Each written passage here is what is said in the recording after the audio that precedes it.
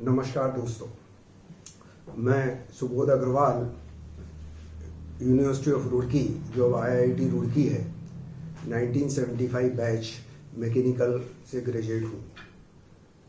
आज मैं एक ऐसे विषय पे बात करना चाहूँगा जिस पर प्रिंट मीडिया या इलेक्ट्रॉनिक मीडिया या और दूसरे लोग बात करते हुए भयभीत होते हैं।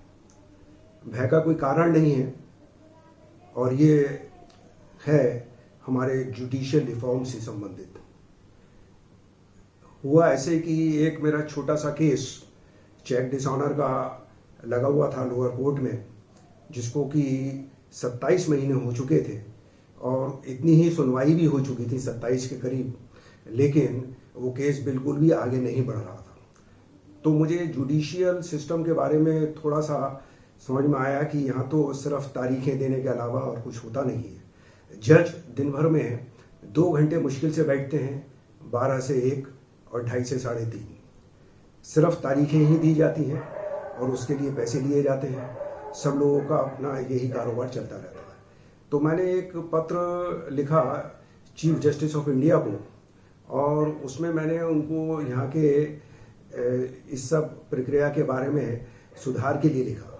उन्होंने उस पत्र का जवाब दिया कि धारा 235 के अंतर्गत ये हाईकोर्ट के अंडर में आता है, उनको लिखा जाए, और उसकी प्रति उन्होंने हाईकोर्ट को नहीं भेजी, सिर्फ मुझे जवाब दिया।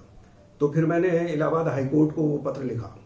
उन्होंने उस पत्र को सिर्फ फॉरवर्ड कर दिया डिस्ट्रिक्ट कोर्ट में और वो ढाक के 3 बात हो गए। मुझे समझ में आया कि होने वाला नहीं। मैंने प्रधानमंत्री जी को उसके बाद एक पत्र लिखा और उसमें जुडिशियल रिफॉर्म के बारे में लिखा।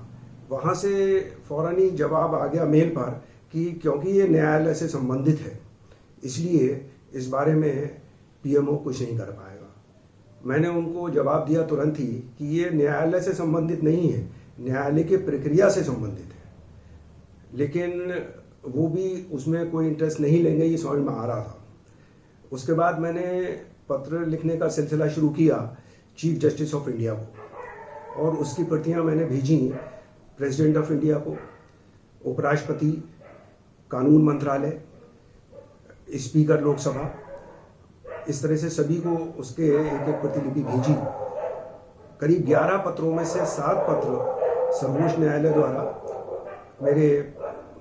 उनके अपना जो पोर्टल है ग्रीवेंस PIL में स्वीकार किए जा चुके हैं और वो उसके SMS मेरे पास आए हैं, वो वहाँ पे रजिस्टर्ड है।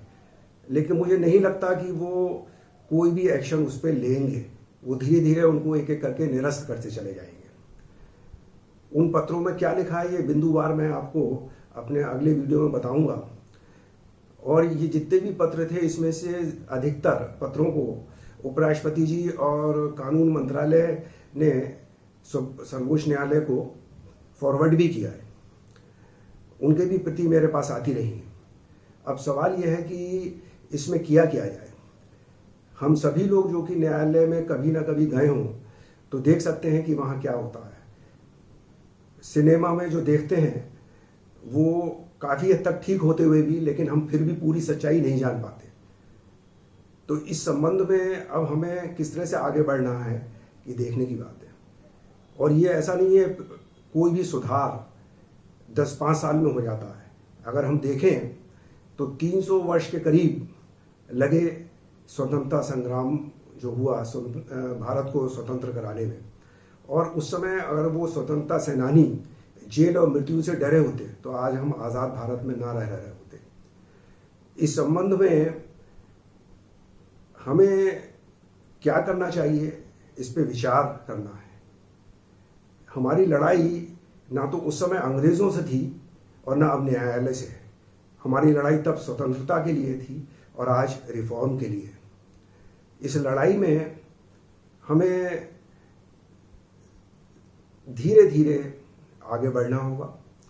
कैसे बढ़ना होगा उस सब पे मैं आपके विचार जानना चाहूँगा। मैं ये चाहूँगा आप अपने विचारों से मुझे अवगत कराएं। मैं अपना सोच के नाम से ब्लॉग लिखता हूँ और मेरा ये YouTube पर वीडियो भी अपना सोच नाम से ही जारी किया जा रहा है। इसके बारे में आपके जो भी कमेंट होंगे मैं उनका स्वागत करूंगा। नमस्कार, जय हिंद।